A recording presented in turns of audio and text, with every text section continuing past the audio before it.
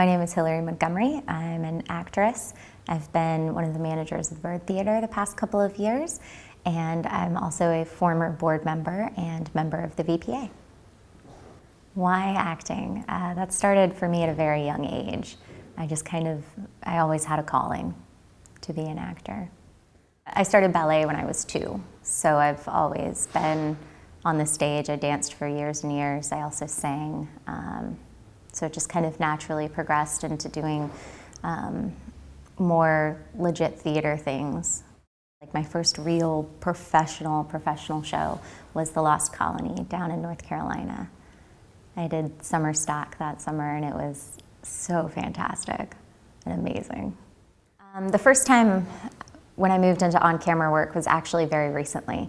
It wasn't until after college when I got started. I've had so many opportunities in Virginia. It's been really quite surprising, actually.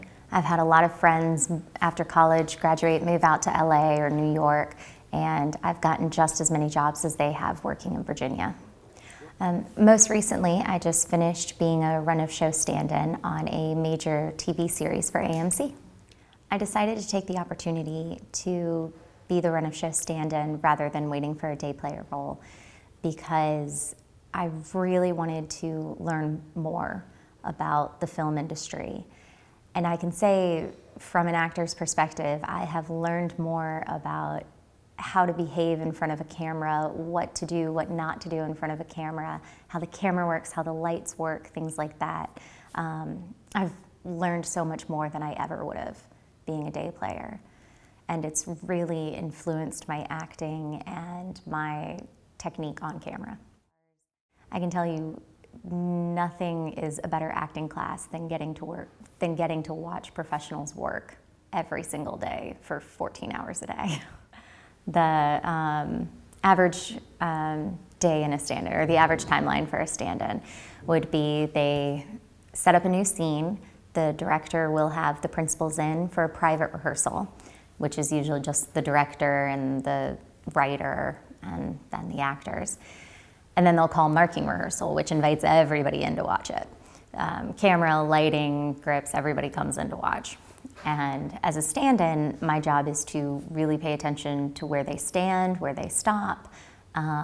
If they turn on a certain line, I have to remember that, which hand they use to grab a cup or something arbitrary like that. You really need to have a good memory and a quick memory, because they only do it once. And then someone will yell, "Crew has it," and you go stand in their place, the actor goes off, and suddenly it's just kind of organized chaos around you. But you stand there, you keep an ear out, somebody will yell, "Can you walk to your next mark?" You do. Somebody will say, "Can you stand here, look this way," as they focus a light on you.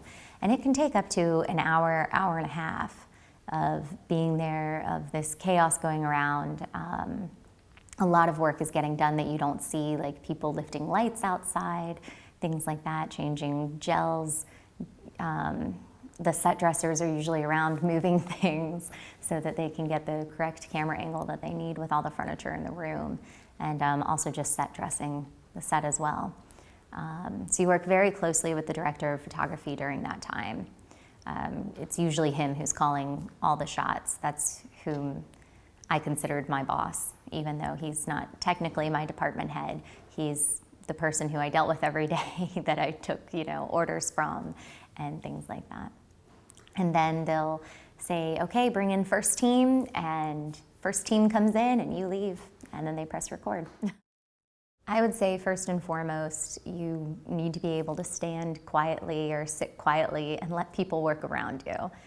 Secondly, you have to be aware of timeliness.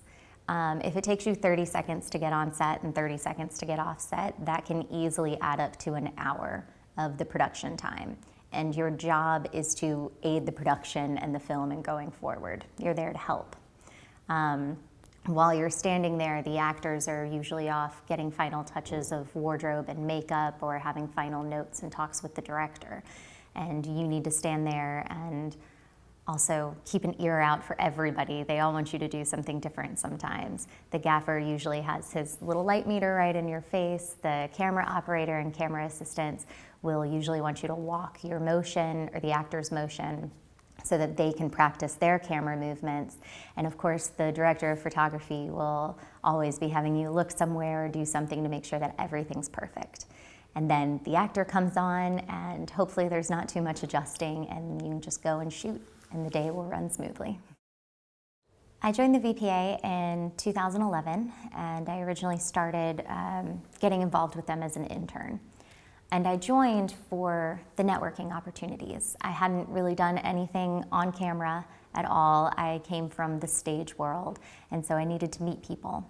And that's originally why I joined. And I met so many people. I got my first jobs through so many people in the VPA. It's really been all the VPA. All the credit goes there for my initial start. And then I continued with the VPA because of the legislative side of it. I want to work in Virginia, and I love Virginia, I love Richmond, and I want to see it prosper. And so I continued working with them and became a board member because I wanted to bring more jobs to Virginia so that I could have the career I wanted in the state where I wanted to live, rather than having to move to LA or New York. When it comes down to it, I really just want to make my living being on set every single day. I love working. I love the energy that a set brings to life.